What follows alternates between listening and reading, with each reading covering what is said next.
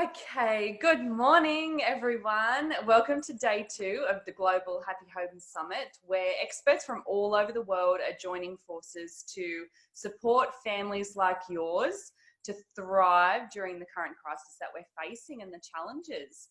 So this morning I have Michelle Carlson, and she is with us all the way over from America, and she can share where she's from. So welcome and good morning to you, Michelle. Hi, how are you? Thank you so much for having me. It's so nice to see you far, far away. It seems like you're so close. No, that's the magic of Zoom, which I'm pretty sure many people are experiencing right now. Yeah, Magic it's of Zoom. lovely. Yeah.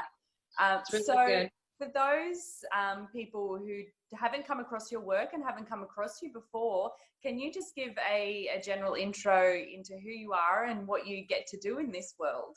Yeah, my name's Michelle Carlson, and I am an instructor. I'm a parenting coach, and I am the founder of Peace and Parenting.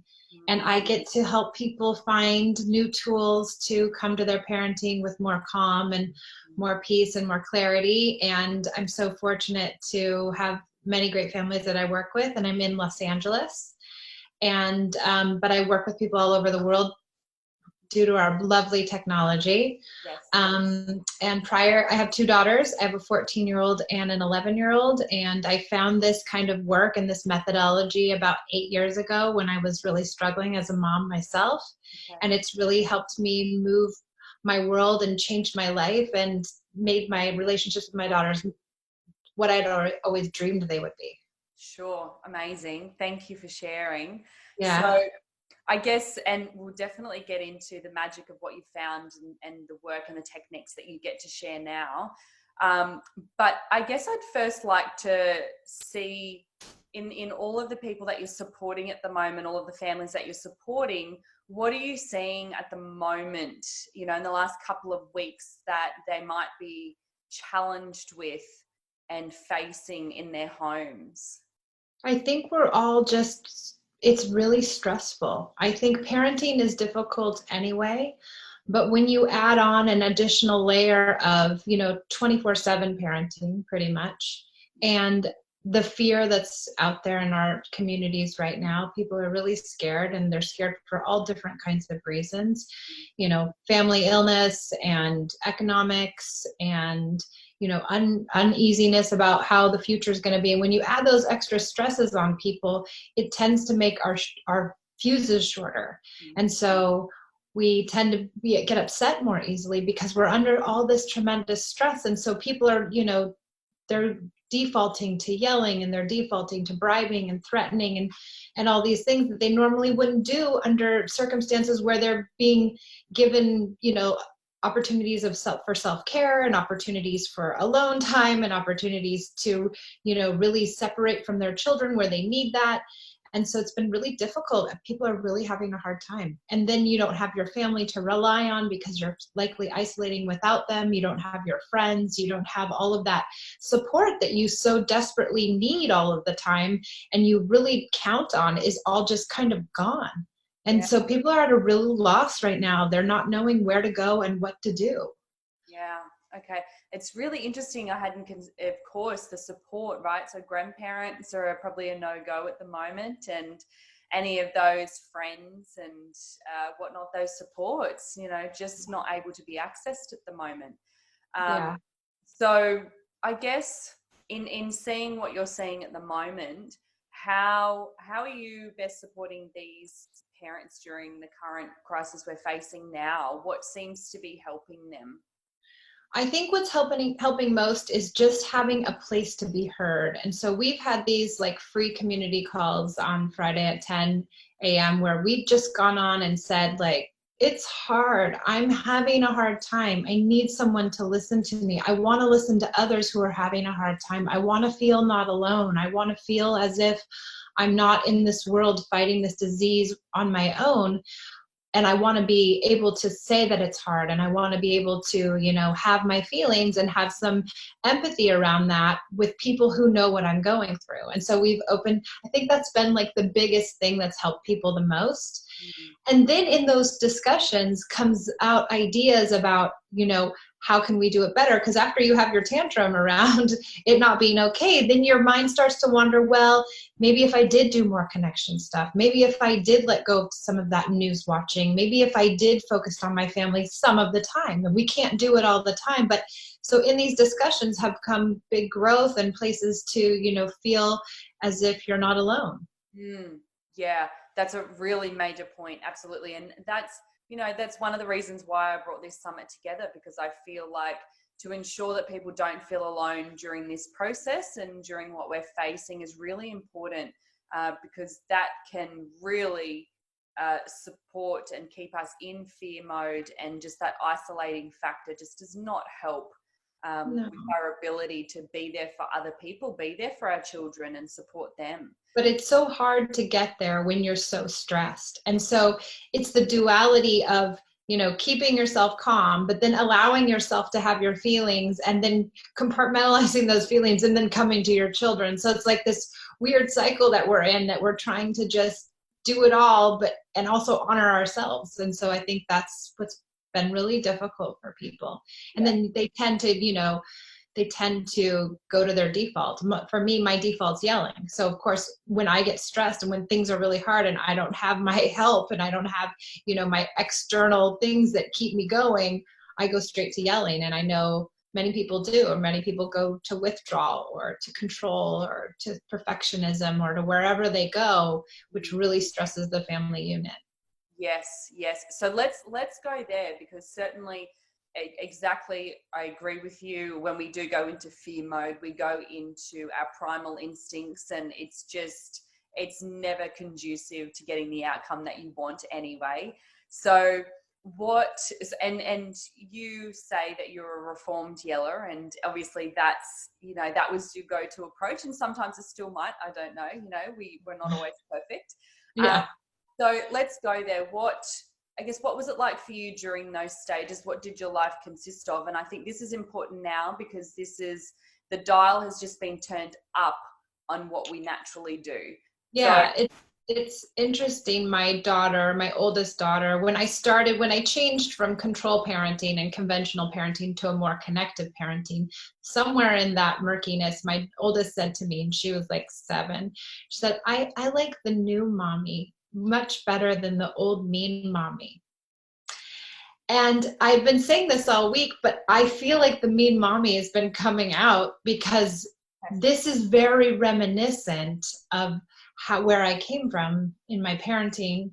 I feel isolated. I felt like I was out of control.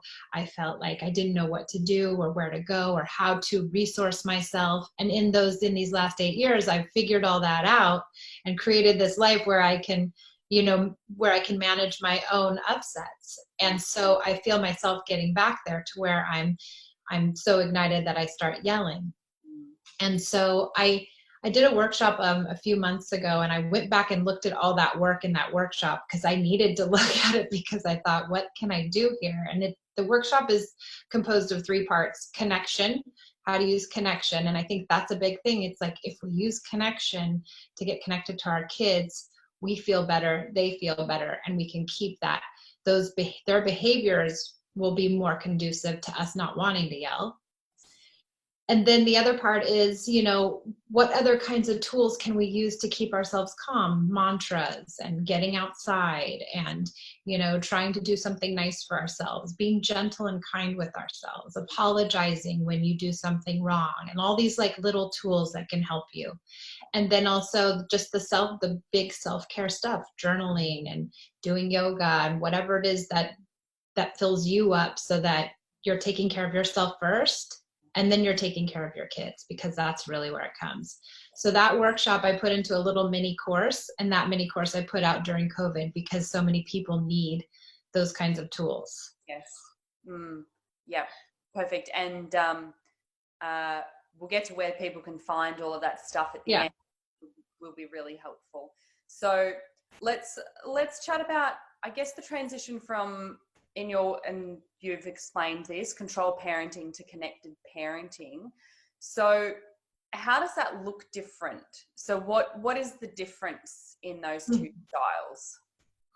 So I'm a former teacher, and I was, I got a degree in education, and in that degree in education, they teach you all about you reward the good behavior and you punish the poor behavior. And so I thought, okay, great, this is the way I'm going to parent. And when I started parenting that way, rewarding and punishing, rewarding and punishing, it didn't feel good. And my daughter, my eldest, is very strong-willed, and she basically said, I'm not falling for I'm not playing your games. I'm going to be completely defiant, and I don't care about your rewards, and I don't care about your punishments. Yeah. So I was like, wait, this is my whole life, rewards and punishments. How can I function without this? This is all I have, yes. Child. And so I started researching methods, and when I found connected parenting, I had to get rid of that control piece. I had to get rid of those manipulations. Basically, you're manipulating a child into behaving a certain way by giving them a cookie or giving them a punishment. And nobody wants to be manipulated or bribed or threatened. And so it corrodes the connection that we have. So the connective parenting really relies on the connection that you have with your child and building that in every single day using all kinds of different little tools. Like we use special time, and we use empathy, and we use, listening to tantrums and listening to feelings and all of these kinds of little tools to keep the connection going so that you can keep the behaviors at bay. And when a child is well connected, they tend to want to behave for you. It isn't perfect. They're still going to act like a child, and you're still going to have them do the wrong thing, but they don't necessarily need to be punished for it. Yeah. And I think when a lot of the time there's a concern, I know that it comes up for a lot of my clients as well, the families that I work with, is there's this fear around moving away from controlled parenting. It's, well, how will I ensure that my child does the right thing? And I need to be the boss. Like, they need to do what they're told. I need to be the boss. They need to know that I'm here to control everything. There's that fear, right? So how do you transcend that thought? So I think that is a real fear. And I think we feel like we have to teach, right? We want to teach them how to be moral people. And what social scientists will tell us is that 80% of what children learn is what's modeled to them. So we may want to teach them, like, you should do this, you shouldn't do that, you should behave this way, your manner should be this way. But just us telling them those things, they're not necessarily going to learn them. But if we live a moral life and we treat them the way we want to be treated, back to the golden rule, then they will over time learn what morality is and learn what it is to be a good person. They're watching us all the time and they mimic us. And so if we're doing mostly the right thing, we will mess up. But if we're mostly doing the right thing, they're going to get it. We don't necessarily need to teach them by punishing them or threatening them. And that won't necessarily tell them what they need to be doing. It won't necessarily give them the lessons that we think we're teaching them. What it actually teaches, because you're modeling, right? You're teaching them to threaten. You're teaching them to bribe. You're teaching them, you want to get what you want to get in life, you should threaten or bribe somebody else to get it. So it's really kind of just the opposite of what we think we're setting out to teach. Absolutely. And, that often, only the other day when I was working with some parents, and it only just clicked for them, right? It's like, oh my gosh, that's what I'm teaching them, well, and they're trying to achieve the opposite with discipline, but that's just not how a child's brain works. No, and everybody's well-meaning. Nobody wants to do that, but sometimes we don't have the information, or we don't know it. I didn't know any better. I had a master's degree in education, worked with children for 15 years. I didn't know anything. And so, of course, if we don't know, we just believe what we believe. Yes. And I'm really interested to know, because I feel like there's what you got taught in the education training, but how did it relate to how you were parented as a child too? Well, I mean, I think that's where it all stems, right? So my parents were control parenters, yellers.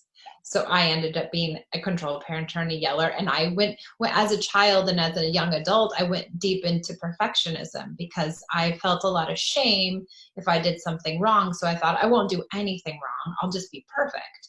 I'll be the perfect mom. I'll be the perfect teacher. I'll do everything just right. And then I don't have to feel the shame. And Yes. what ended up happening is that I couldn't be perfect because it doesn't exist. And so then I just created this loop of perfectionism and shame, perfectionism and shame. And it just played out in my parenting. Like it was like the focal point of my parenting because I felt so much shame around not doing it right, around a child not behaving, or around me yelling. And then I would just get in a loop I couldn't get out of. Yes. And for those of you watching, please listen to that again. That is such a key learning and lesson. And it really is. And this is why, this is why we have the work that we do and we do the jobs that we do, because that is such a key learning. I feel whenever I'm working with parents to get to that space where they understand the consequences and what has happened as a result of their parents parenting them. And that perfectionism piece, I'm so glad you brought that up, because it shows in so many different ways. So thank you. That's so important. When I work with couples, especially, I love to work with couples. That's one of my favorite things to do. But when I work with couples, we spend the end of our sessions talking about our childhoods and talking about what was hard as a kid in your nuclear family. Where were your biggest pain points? What was difficult? Because inevitably what was hard as a kid tends to be what's hard as a parent, or some variation of it, right? And so if you can get in there and kind of figure some of that stuff out, it tends to loosen it up in your parenting. So I think that work has been really important for me and for my clients. Yeah, couldn't agree more. And as a result of such a huge shift, Michelle, what did you see different in your children? I mean, I told somebody the other day, what did I say? It was almost like a drug when they started like really showing me that they understood that things were changing, because I would get these, they were really little, 3 and 6. I would get these like incredible I love yous, and, just the willingness to express themselves to me and to tell me how they felt and to not be scared to say those feelings. And even now, I told a story the other day that my oldest is 14, and we do something called special time, which is a one-on-one time with your child. And I've been doing it nearly every day, not every day, but almost, for 7 years. And she said, I want to do the puzzle with you for special time. And I said, okay. So we sat down and looked at the puzzle, and she just looked up at me and she goes, when should you have premarital sex? Okay. And I was like, okay, this is happening. This conversation is happening. And I was like, it's happening in special time for a reason, right? She knows I'm present. She knows I'm listening. She knows I'm safe. And I was like, that's the epitome of what all this is, right? We do special time when they're 1 so that we can get the premarital sex conversation when they're 14. Right. And it was this incredible conversation where we talked about love and connection and all these things and what sex means. And like, she felt safe enough to come. So I think those moments are when I'm like, oh gosh, this is really working. I'm safe. When they show me that I'm safe, I feel good. Yeah, that's so beautiful. That's the result of having such a huge shift. And I think we can probably both agree that conversation wouldn't have happened if there was still that fear mode and still that that controlled parenting, because there's always fear around the reactions from your parents. As a child, our natural instinct is to please our parents and make sure that they're proud of us and they accept us. So they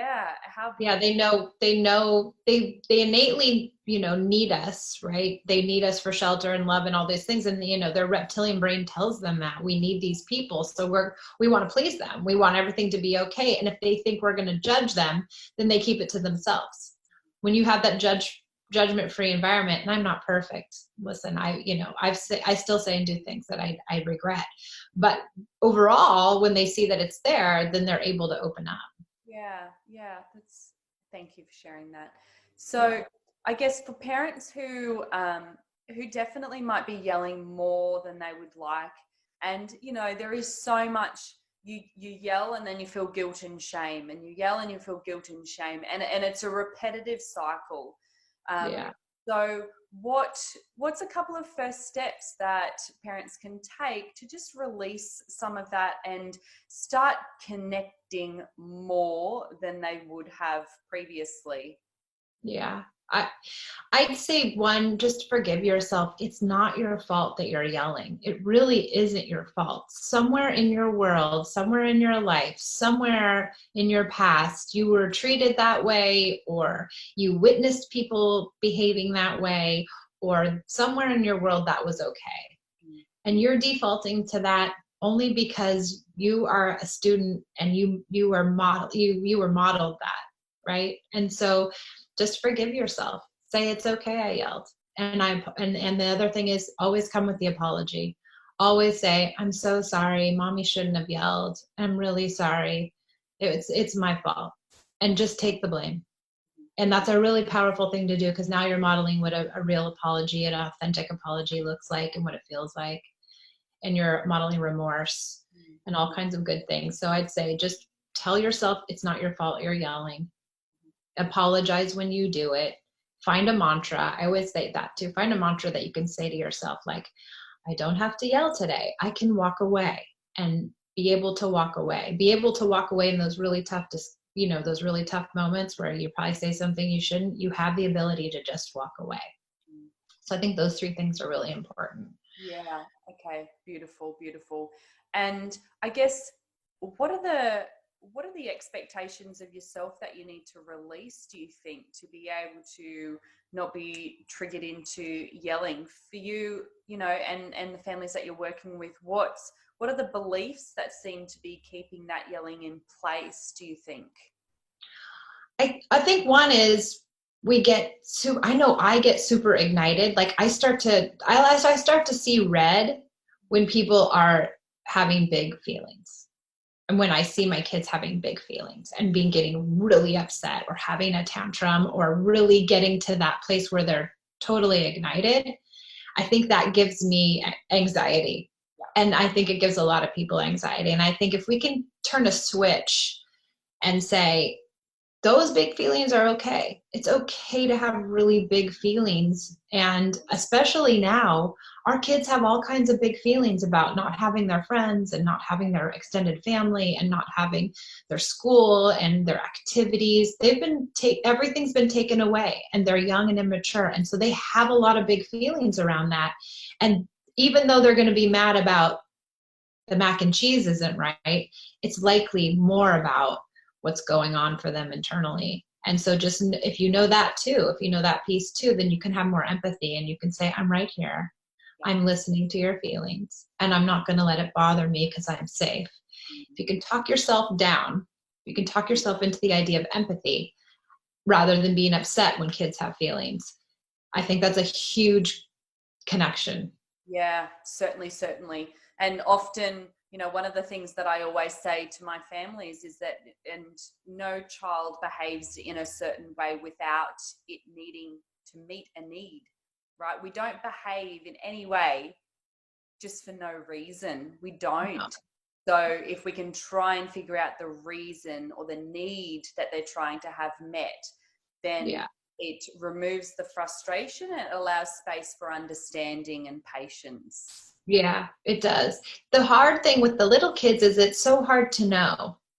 And a lot of the anger is so misplaced. And sometimes we never know, it can be all kinds of things. I don't think they know, really. I don't think they know. And so I just say, just come with empathy. That's your remedy to everything. Yeah. It's just riding the wave of those emotions. That's all. Yeah, which is hard because no one did it for us. Yes. Doesn't look normal for us. It looks totally abnormal. We got to get the feelings to stop. We got to shush them. We got to tell them to be quiet. We have to get it all just to stop. Yeah. That's what seems normal in our society.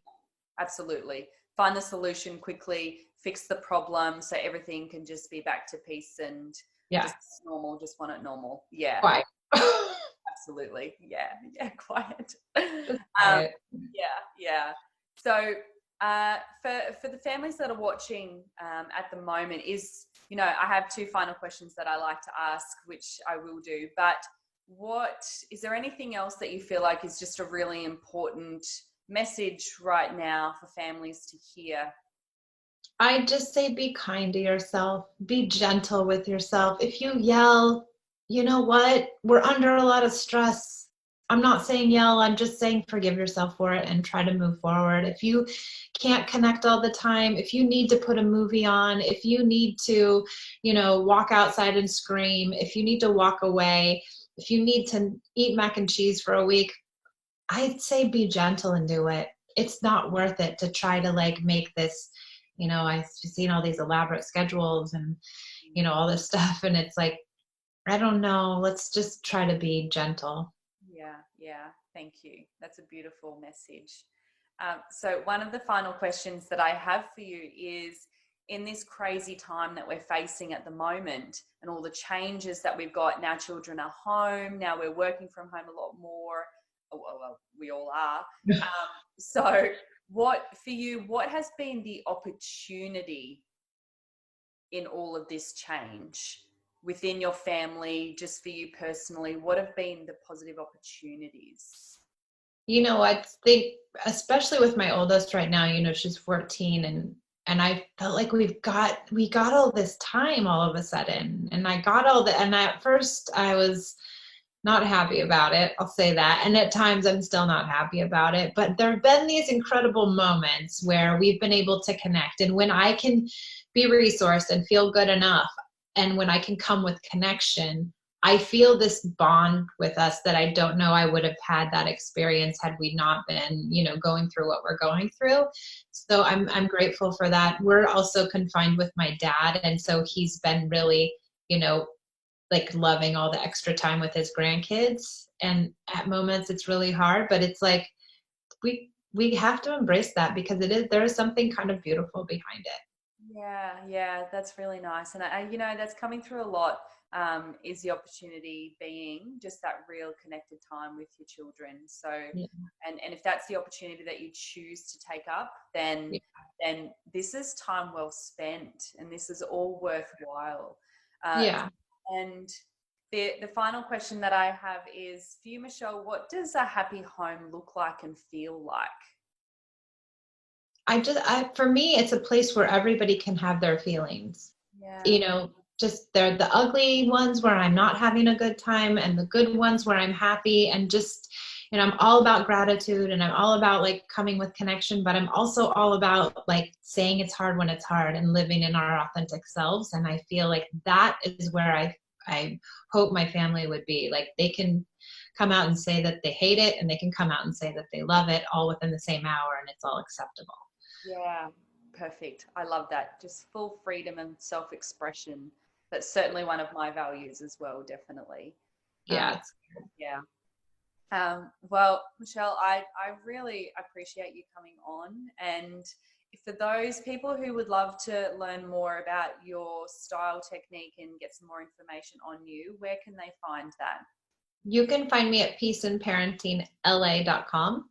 I'm also Peace and Parenting on Facebook. I have a private Facebook group. If you just ask to join, we'd love to have you there. There's a lot of great people asking questions and very active. And I have a regular Facebook group, Peace and Parenting. And then I'm on Instagram too, on Peace and Parenting, and you can find all my stuff there.